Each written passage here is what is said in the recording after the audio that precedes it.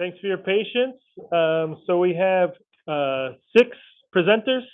Our first presenters are from Georgian Court University, Matthias Mattersbacher and Joe Liberatore. Let's give them a round of applause just to start.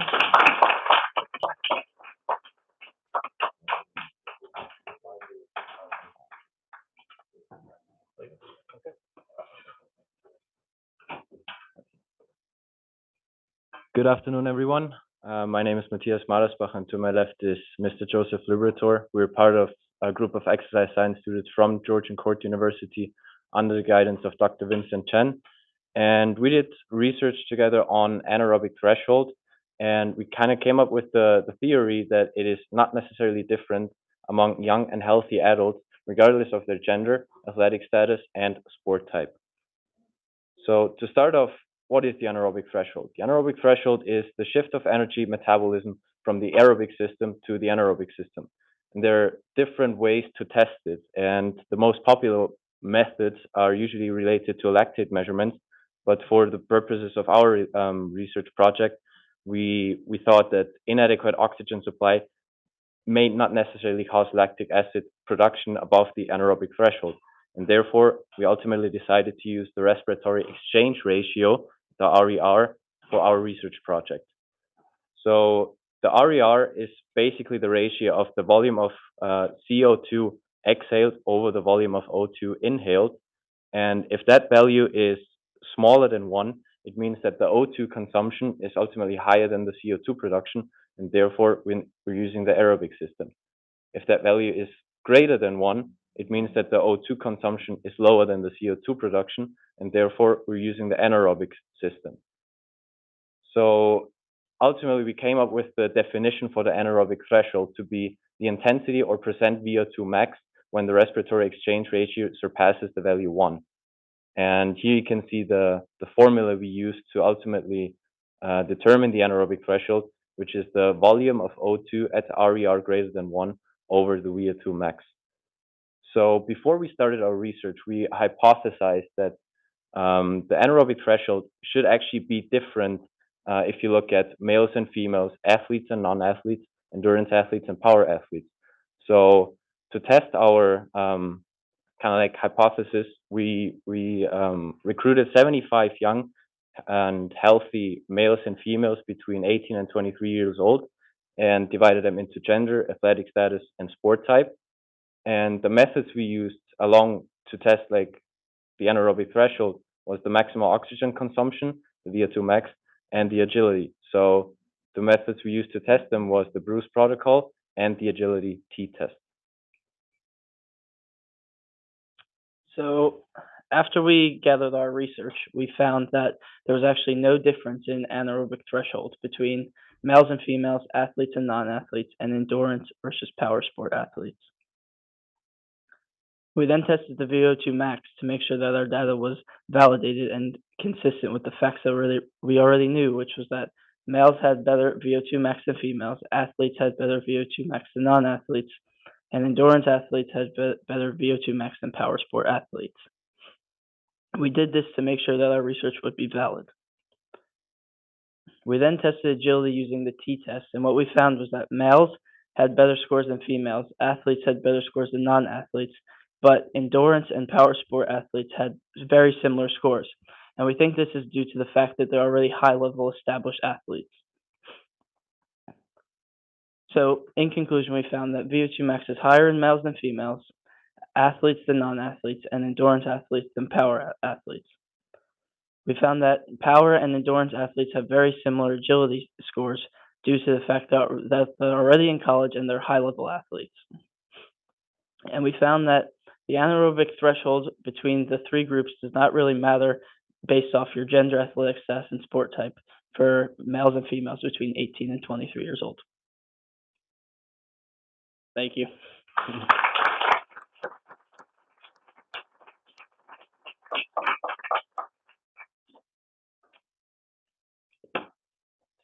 I'll start with a question. Sure. So you separated them by athletes and non-athletes. How did you determine which group they went in? Were they all competitive athletes, or was it based on how much activity they did? Yeah, so we had athletes that were D2, were D2 school. So we have D2 athletes and then kids who just went to the school.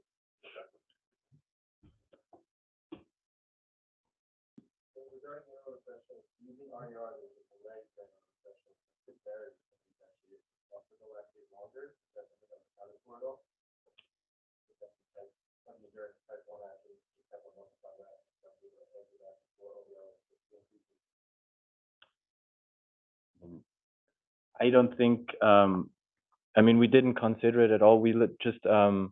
Um, we just thought it would be like it suits our research better to use the RER instead of like the lactate measurements, simply because like the lactate accumulation doesn't really have to, you know, it can go in like back into the blood. So we thought it would be more effective for our research to use that, but we didn't further consider anything else, like with that.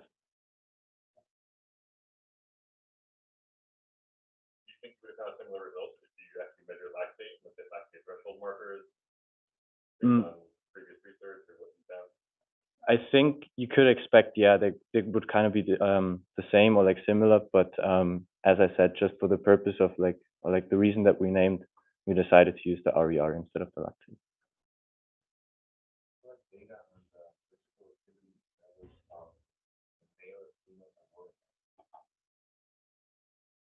Pardon, I didn't understand. Yeah, exactly. We tested them, but like I how did They were moderate activity levels, most of them. So but not in a sense it's like, you know, high intensity and like 4 to 5 times a week. So we explicitly said athletes in the context would be like the ones like practicing sports at school, which would mean 4 to 5 times at least practice a week, and non-athletes that don't fall into that category.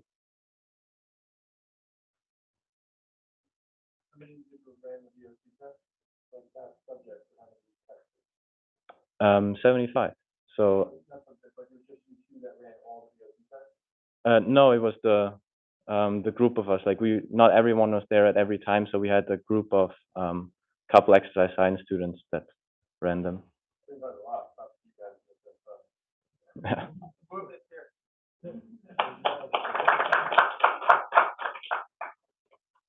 All right, well, thank you all very much. Thank you. whenever. All right, so this is Ryan Such from SUNY Plattsburgh.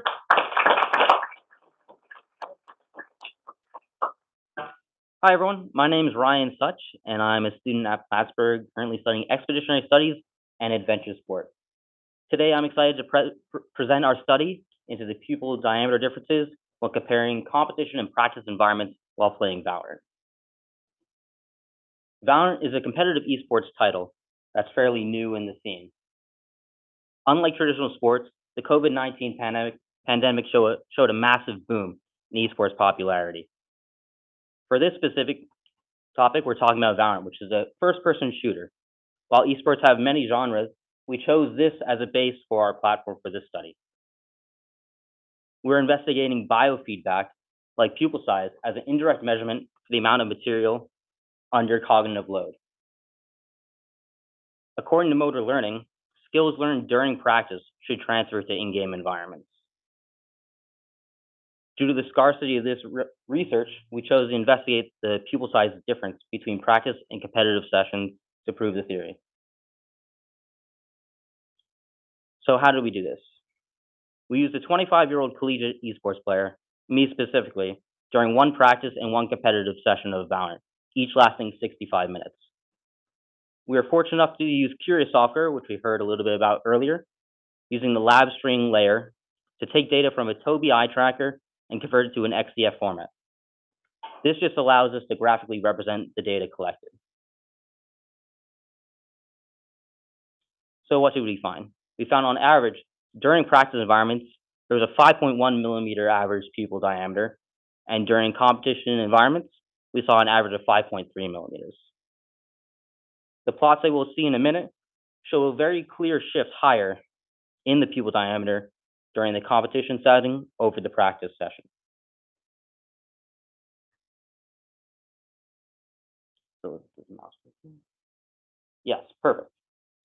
So up top here, we have a violin plot of this information. The blue plot is the practice session, the orange plot being the competitive environment. On the x-axis here, we have pupil diameter. On the y-axis, we have duration. The violin plot shows a very clear indication of that shift upwards in pupil diameter, with a mean of 5.3 as represented here. We also see clear higher points where there is more duration around the 7 to 8 millimeter diameter mark. That's represented also down here on the scatter plot. On the scatter plot, our x-axis here is represented in time, the y-axis being pupil diameter. Once again, the blue line is the practice environment, the orange being the competitive environment. We see the average slope lines really clearly representing this shift higher in pupil diameter during the competition environments. Ignoring some of the outliers in the practice data, we can see clear high peaks, such as these in the competition environment, which shows high periods of extended cognitive load during high impact moments in the match. So what does it all mean? We found that there was a higher cognitive load and sympathetic innervation during competition over practice environments. The implications for practice is that we need interventions to increase the cognitive load during practice environments to make it more closely resemble the competitive environment. The significance of this study that shows real-time facilitation of optimal learning and the development of expertise during practice environments, and shows real-time biofeedback over a large application for a large industry of esports that will allow us to advance the scene quicker with more optimal practice. The innovation of this project was that it was an interinstitutional collaboration between SUNY Plattsburgh and Wake Forest, and shows an example of advanced data collection and processing that can be used in this emerging scene of esports. Another important and innovative factor of this is that it's a new field, so this is really baseline information to be studied for further investigation of cognitive load in the esports scene. Thank you. Yeah.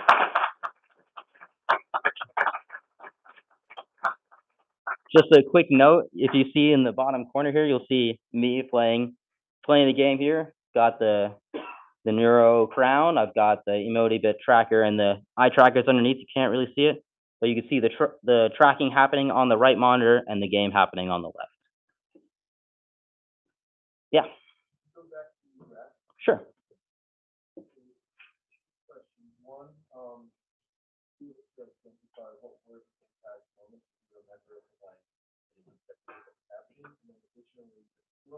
Mm-hmm. Mm-hmm. But there was only a change over time in competition. There was no change in speed and practice. Yeah. So for the first one, the peaks are towards the end of the match, and during close matches, the intensity obviously gets higher towards the latter stage of the game when it's coming down to the line. So that's what you're seeing there with the extended peaks, especially up to the 8 millimeter mark towards the end here. We see that that's peak really clearly represented. As for the slopes, you were talking about fatigue. Well, why is there no change during practice over time? Why is there only change in competition? Because I think the peaks here are showing elevated parts, which are giving it that slope. And during practice, we can see, excluding the outliers, it's a relatively flat.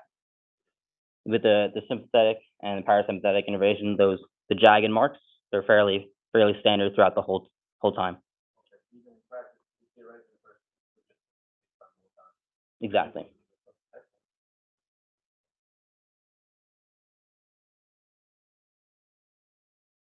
this a bit of time that you plan on doing in the future with more people?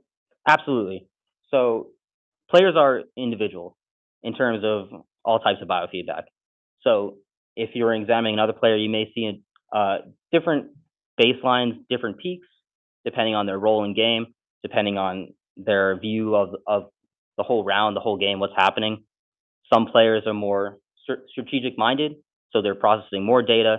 Some players are more impact round and specific to that specific moment. So you see that represented here. But this is a great baseline for future studies, especially if you're focusing on a single individual. This is a baseline for doing research into other areas with different types of biofeedback. You have that difference in the slope. Mm-hmm. You have to summarize, is that good? Is it bad? Do we not want to see that? We're not quite sure yet. What do you think? Well, good or bad is hard to judge. What it's basically showing is that there's more cognitive load. So whether that's based on stress, we hadn't analyzed that. You could infer some of these things, but based on our data, we're just comparing the difference in cognitive load during the 2 sessions. Yeah. Absolutely. Some of it is, if I was to be based on personal belief, has to do with level of competition, level of focus, level of like stress. What you're putting on the game is really, really important to having that difference in cognitive load. You know, it could be kind of a basic assumption that you would think someone playing in like game 7 would be under more pressure than someone just going to practice. But this is, for esports, these foundational things still need to be proven in science. So this is a really great start in that direction. All right, thank you very much. Thank you. Yeah. All right, on behalf of all of my colleagues at Columbia University, I'm excited to share with you our work on the impact of nusinersen treatment on measures of exercise intolerance in spinal muscular atrophy. So a little bit of background on spinal muscular atrophy, or SMA, that it's a genetically linked neuromuscular disorder that causes muscle weakness and impaired motor function, and this is all caused by a decrease in the protein known as SMN protein. Now, this leads to a decrease in the mitochondrial biogenesis as well as mitochondrial depletion in skeletal muscle specifically. Although SMN protein is ubiquitously expressed throughout the entire body, it does selectively impact the motor function. Previous training studies have also shown that SMA participants experience a blunted response to exercise training, so decrease in VO2 or training adaptations during sustained aerobic training. So some background on this drug, nusinersen specifically. So it was approved in 2018, so a fairly new drug treatment for this population. It's administered intrathecally through the spinal cord with an end goal in targeting increased production of this SMN protein through an alternative splicing mechanism in the genetics. So this whole thing has an end goal to increase motor function. So the purpose of this project specifically was to evaluate the impact of this drug treatment on specific markers of exercise intolerance in treated children and adults with SMA. So to do this, we took 9 SMA participants as a post hoc analysis of a larger project. We looked at CPET results at a baseline visit and a follow-up visit. I do want to clarify this was not baseline when they started receiving drug treatment. Some have been receiving drug treatment for anywhere from 6 months through 1.05 years was the length of drug treatment. We looked specifically at peak oxygen uptake, VO2, oxygen uptake efficiency slope, the OUES, and the ventilatory equivalent for oxygen, VEVO2. Quick background on OUES. The formula is on the screen here, but I just want to emphasize that this measure allows us to take a log transformation of ventilation and VO2 and apply a linear relationship to what is normally a curvilinear relationship in these two variables during traditional exercise testing. So instead of looking at a curvilinear where you may see a plateau or a steep increase, we get one value representative of a constant slope through training. We looked at paired sample t-tests for pre and post to determine group differences, or time point differences rather. So you can see now on the top left, I have the VO2 results. There were significant time point differences between baseline and follow-up, so significantly different follow-up VO2. And on the top right graph is the ventilatory equivalent, non-significant changes between baseline and follow-up. And the bottom left is the OUES, so no significant changes in the oxygen uptake efficiency slope between baseline and follow-up.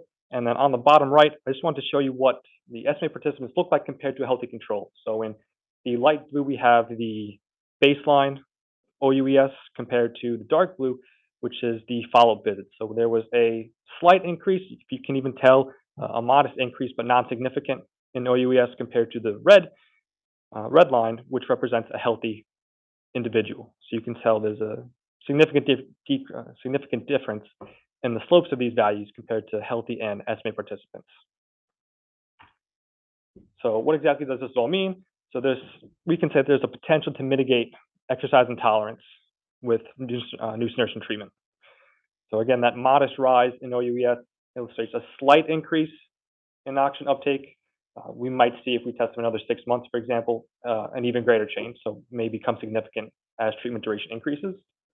But there is still this attenuated oxygen uptake efficiency slope, as well as exaggerated hyperventilation response as indicated by the elevated VEVO2. So these values do persist.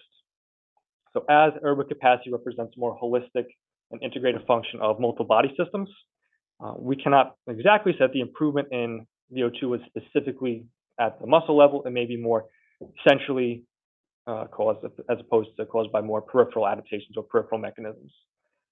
But one thing that is particularly exciting to me, at least, combining exercise with these drug therapies going forward may increase the benefits seen in this population with treatment.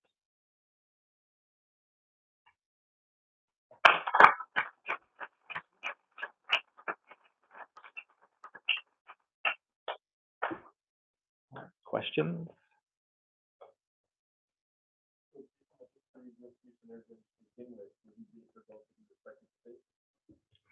So I would expect, well, hopefully, that VO2 may increase, but also that OUES may increase as well. So to see not all these variables increase does again tell us that maybe that is the driving force in the increase in VO2 is not specifically at this muscle level. So maybe not increasing total muscle efficiency at an oxygen uptake level. It could be oxygen delivery, it could be again centrally mechanism, or one of the variables or the specific systems not directly targeted by nusinersen in the first place. Perhaps I just missed it. What was the time between the baseline and the follow-up step? So the time points was 6-month follow-up. So the average was about 6.5 months. You mentioned that at baseline, a lot of the subjects were already on the drug. We can control when we got these participants in our lab to do the test. So some were treated exactly was 0.59 years, so about 6 months, all the way to a little bit over 1 year receiving treatment. What would you say your study actually, what's the intervention, duration of the drug, an additional 6 months? What happened? If some of them may start a year ago and some of them may start half a year ago. So how do we address that? So we are able to look at, maybe if we're able to look at a greater population, or maybe try to look more specifically at treatment duration of nusinersen. Again, we couldn't control for that, but now if we know that if we're able to get participants that started around the same time, perhaps, we might be able to more exactly say, or designate this certain response to an exact treatment effect, treatment duration.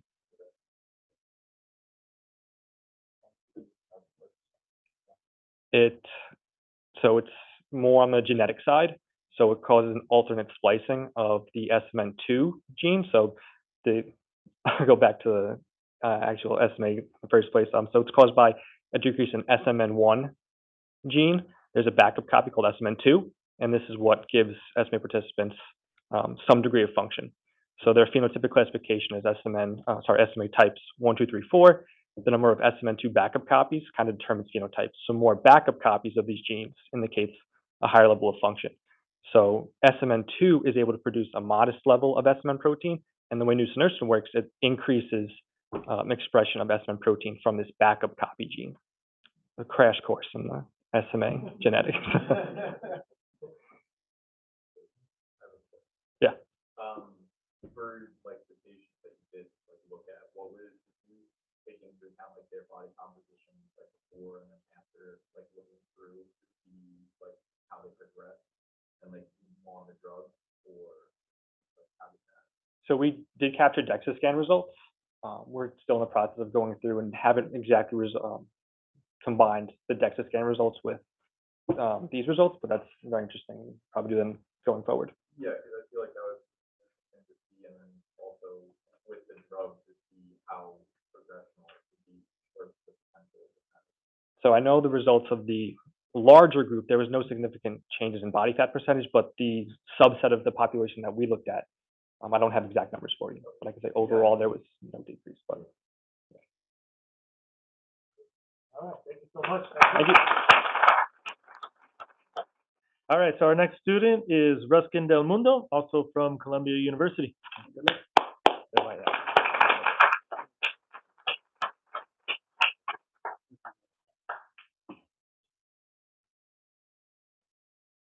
All right. Good afternoon, everyone. My name is Ruskin Del Mundo, and I'm extremely happy to be here. Today, I'm going to be talking about the impact of providing study participants with Fitbit when performing exercise interventions. Fitbit is a wearable technology that can capture the activity levels of an individual. They are more commonly worn on the wrist. In research, wearable technology is being used to capture the change in sedentary behavior because high levels of sedentary behavior seem to be associated with poor health outcomes. There's also an established risk factor for cardiovascular and cardiometabolic diseases. However, there are some existing challenges to wearable technology. Do keep in mind that these limitations have already been previously addressed in prior research. Number one, they are a barrier to user-friendly solutions. Some participants have a difficult time. They may have a difficult time getting acclimated to the device itself. Number two, there are technological barriers. Some participants face issues with syncing the device. Syncing is a term used when data from the device itself is transferred and reflected onto the screen or to your phone. And third one, there's a modification of behavior since there is gratification with instant feedback and the awareness level that you're constantly being monitored. Now, for the purpose of my study is to investigate the changes in sedentary behavior of a 12-week pediatric cardiac rehabilitation program by a Fitbit. This is a case series studies of the first 3 participants that we're doing to complete the intervention because there's a much larger study that we're doing as well with a much larger population. Overarching study is a randomized controlled trial determining the feasibility and efficacy of a home tele-rehab program in adolescents with pulmonary vascular disease, congenital heart disease, or post-heart transplant. The inclusion criteria was between the ages of 12 to 25, that they did not demonstrate any adverse effects during their cardiopulmonary exercise test, and that they had access to Wi-Fi at home. The participants were given a Fitbit, a portable single-lead electrocardiogram, stationary bikes, weights, and bands. They were also given questionnaires. The participants were instructed to perform strengthening exercises of the upper extremity, lower extremity, and the trunk, which included stretching exercises and aerobic training. Exercise minutes per week together with a 7-day step count were recorded, which was measured by the Fitbit app, and weekly telehealth visits were conducted as well. Now, like I said, this is just the first 3 participants that we have. They were diagnosed with pulmonary hypertension between the ages of 19 to 21, 1 male, 1 female, 1 gender non-conforming. Over here, there are 2 figures I want to show everybody, the group average of step count, the group average of active minutes. I indicated this point right here, which means the spike in activity levels. This is one of the, I guess you can't see that here. This is one of the questionnaires that we gave out to the participants. It's called the Exercise Sensitivity Questionnaire. You can't really see the total over here, but the total is 3. So I'm comparing the pre and post data. As you can see for this particular participant, they are 9 times less sensitive to exercise. Here's one of the psychometric assessments that we did with the participants, but I do want to shift your attention in this red spot right here because this shows a positive change in sedentary behavior. Now, the results suggested there was an initial spike of activity levels at the beginning compared to the end of the intervention. Other studies also support the claim of the change in behavior with participants that use wearable technology for interventions. The results of one of the studies that I referenced here stated that their participants were no longer able to sustain the levels of improvements and the level of adherence because they may have been coached too intensely and was constantly reminded to wear the device. They deemed this as unintended consequences. Now, we were able to reproduce the same findings that these studies did, and it makes me think, why is that? It's because wearable technology appears to be an intervention in itself. When we were recruiting participants, they were very excited and eager to join our study and to exercise, and that was the spike that I was talking about. Now, Fitbit may not be the way to capture those sedentary levels, rather than it could be used as a quantifying tool, because it appears that questionnaires are the way to go to capture it. Now, however, in future research, when you do want to use Fitbit or other wearable technology, it is important to consider a run-in period just to wash out the effects of giving someone an activity monitor. In our case, maybe 12 weeks is not enough, maybe a longer intervention program, or maybe a longer run-in period, so that after that, we can do the intervention program. Because once the routine is established, there is a consistent, balanced exercise regimen. Thank you.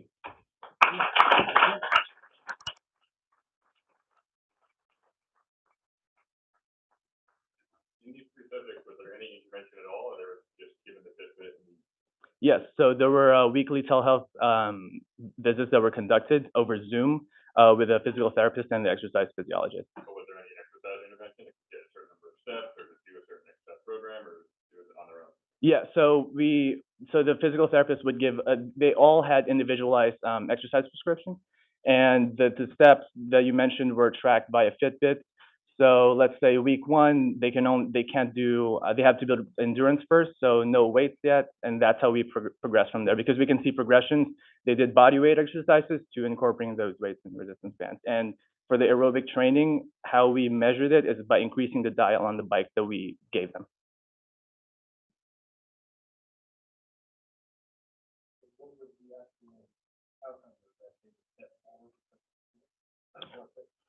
Well, so what we found out is that wearable technology itself is an intervention, and other studies also support that. So that's why it was difficult. I mean, it was more challenging to see the change in sedentary behavior in using the wearable technology. So we use the questionnaires as our assessment tool.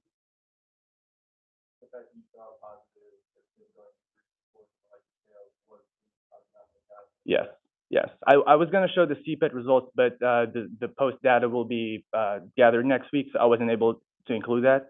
That's why I only wanted to capture the change in sedentary behavior. That's just the first wave of our cohort. Yeah, just the 3 of them. Yeah. Any other questions? Okay. Thank you. All right. So please welcome our next student, Lindsay Guzzetta from Plattsburgh University. Hi, my name is Lindsay Gazzetta, and I'm here on behalf of SUNY Plattsburgh, and I study fitness and wellness. So some important things to note before we get started is that educational-based psychological skill training has been proven effective in terms of mental health outcomes, as well as mental toughness being positively correlated with mental health. Now, with being an athlete myself, in sports, we emphasize on working on our weaknesses.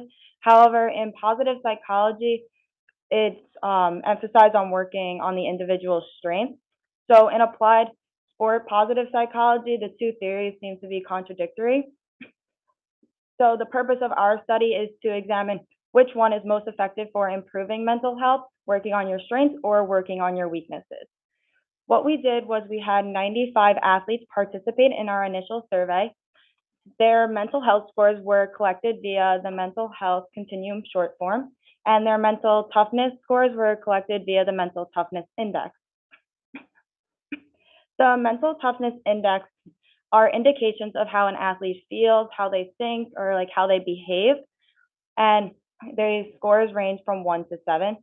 If they were to score on 1 to 3, that would be considered a weakness. 5 to 7 would be considered a strength. There are 8 total questions on the Mental Toughness Index, one representing each of the key dimensions of mental toughness. What we did was we split them into 2 groups of 18. Our power analysis only yielded 34, so 2 groups of 18 was more than enough to conduct the research.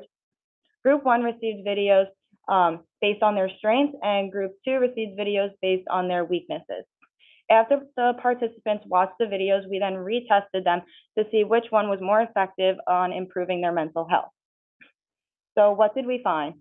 We found that the deficit group mental health scores were significantly higher than the strength group.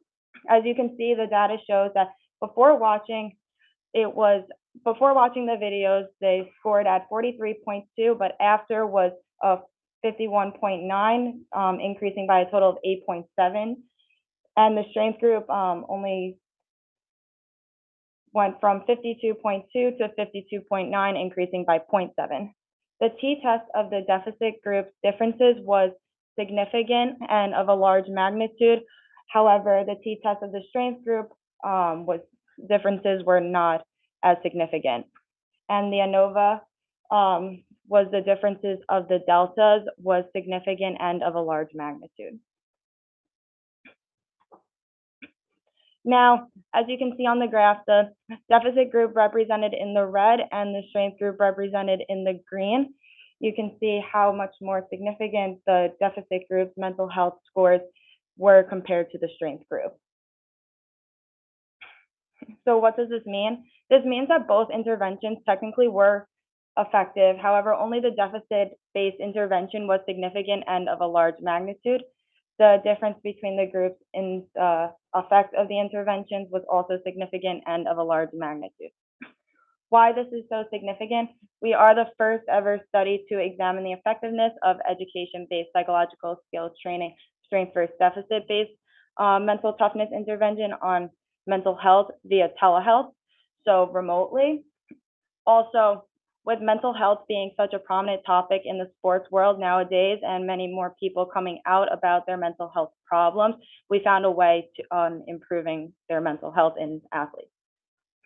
This study was innovative because it was an inter-institutional collaboration, as well as we used females, and females are very underrepresented when it comes to applied sport positive psychology. This was also done at the peak of COVID time, so many people weren't able to interact face-to-face and one-on-one. So we found a way of improving their mental health from a distance or remotely. Also, this can help in the future because, say, someone doesn't have the funds or the resources to meet with someone one-on-one, we now created an accessible outlet for them to improve on their mental health. Lastly, I just want to thank ACSM for granting us with the funding to conduct this research, and I'd like to thank everybody here listening.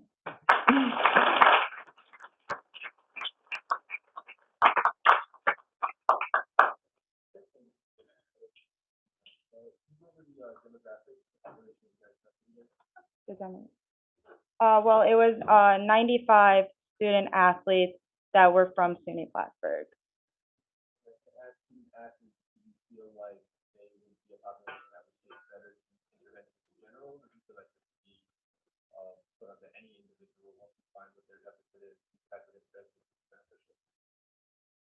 That's a very good question. I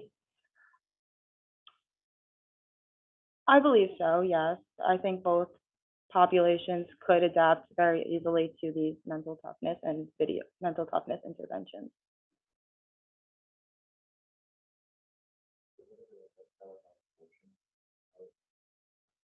So the telehealth portion, they were emailed the videos, and they had about like 3 videos of either based on their strengths or their weaknesses.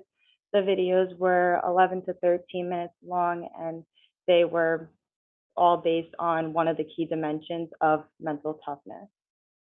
So for example, a success mindset, we explained like how to improve your grit, since those two correlate with each other.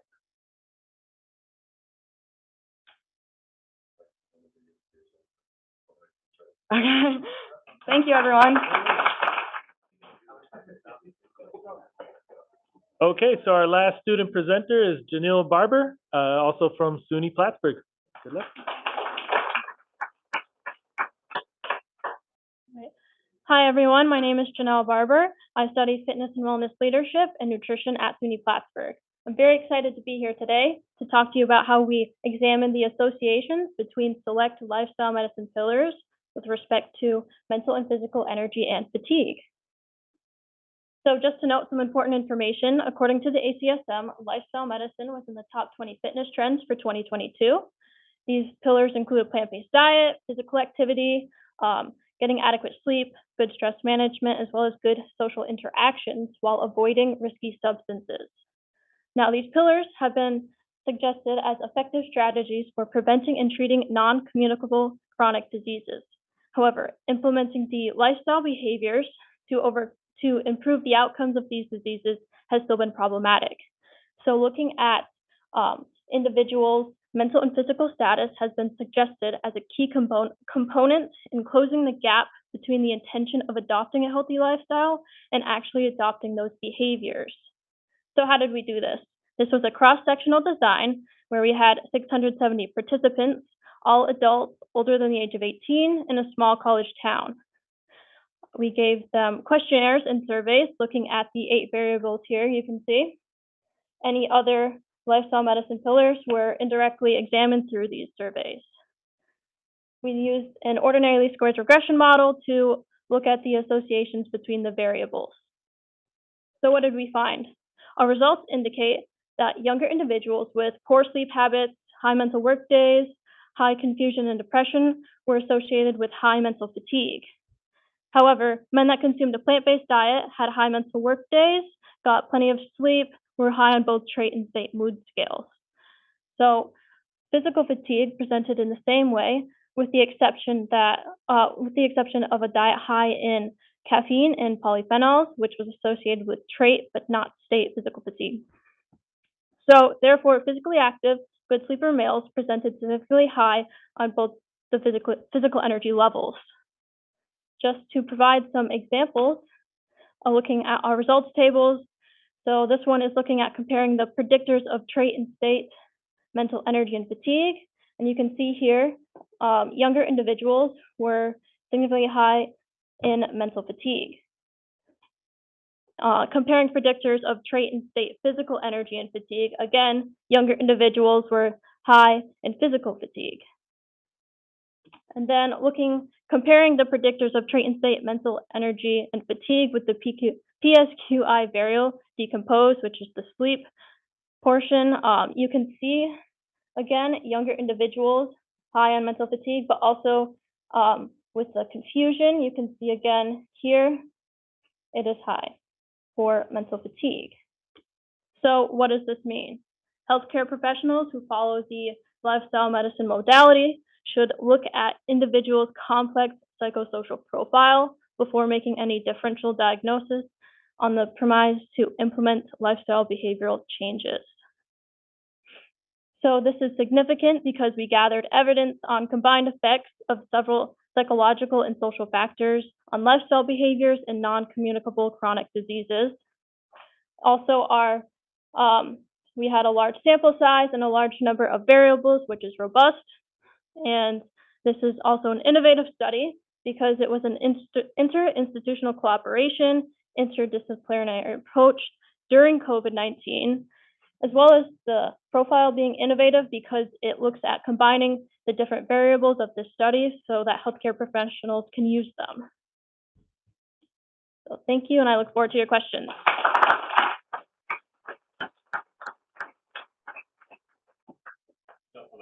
That's great, you got 670 participants. Yes. How do you get further word for this flyer, or how do you?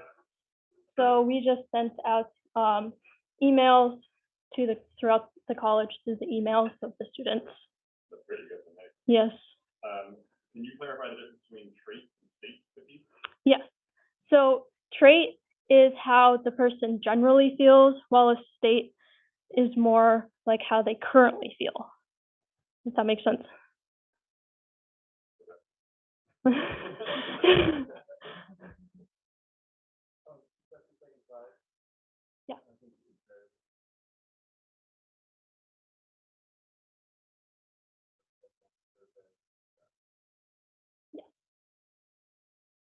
What would the recommendation be to recommend the health specialist be involved in the survey beforehand?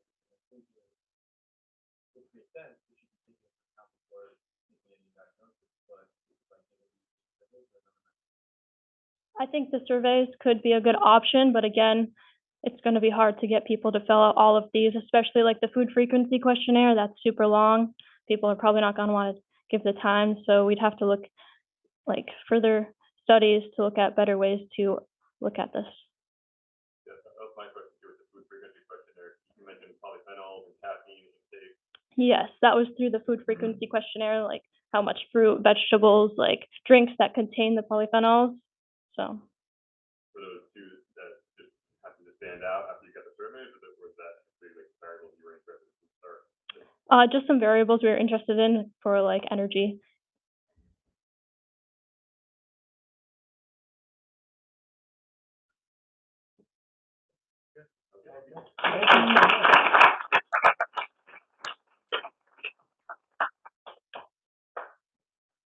Okay, so while our research team tabulates the results, can we just give a big round of applause to all those students? It's really terrific to see what these young folks are coming together with, and just kind of see, you can see the future building. So While they tabulate there, I do have a couple quick announcements.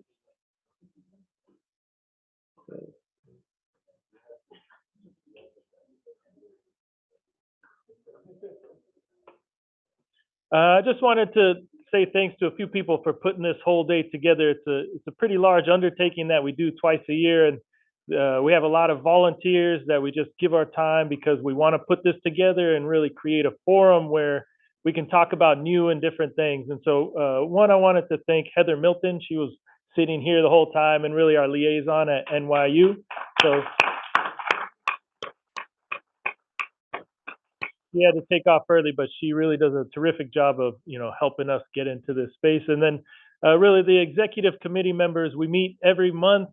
We talk about this, we care about this, we're really passionate about it. So I just want to give a really, warm thank you to all the people here, including, let's see, Gali's still here, right?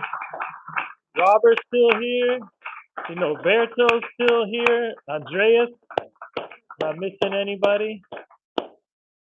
Okay, and so this is my final act as president of the chapter. I'd like to welcome Andreas Tomatis, who will be our new president starting in 5 minutes.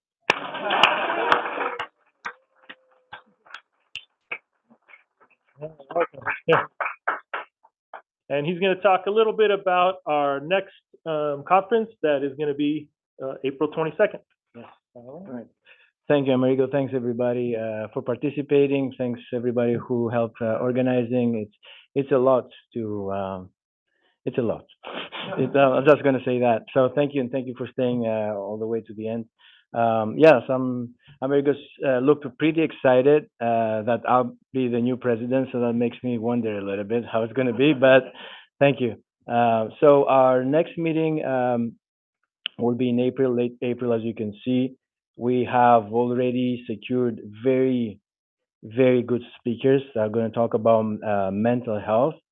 You already know, and if I'm sure you know, that we have an issue with mental health in sports specifically, and we thought it would be a great idea to address it as soon as possible. So we're going to have a whole conference just talking about several aspects of mental health outcomes, negatives and positives, not just negative, in organized sports, especially collegiate. So all these speakers are highly recognized for what they're doing, and hopefully nobody will cancel until then. But I'm super excited for this upcoming conference. It's also a topic very dear to me because I research mental health a lot in sports. So hopefully you'll be here. Hopefully, maybe we'll do it actually right here. So we'll see you in April. Thanks again. Appreciate you for coming. What we have left is some announcements about the winners, right? And that's about it. Thank you.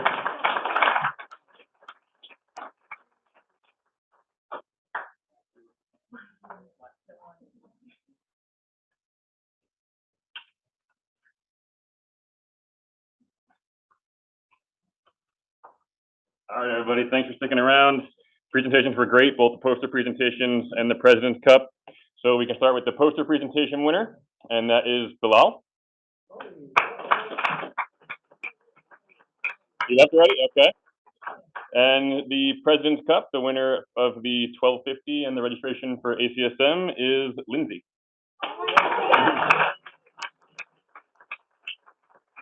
Very good. Congrats, everybody. Sure.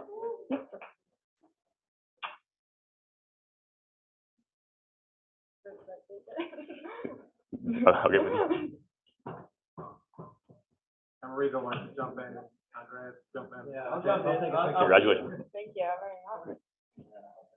President, past president, if you don't mind me saying. Gali? Oh, please.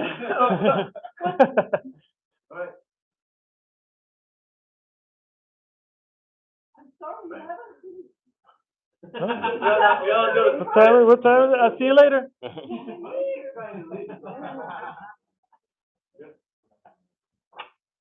Yeah, that's it. All right, thank you all so much. Really appreciate it.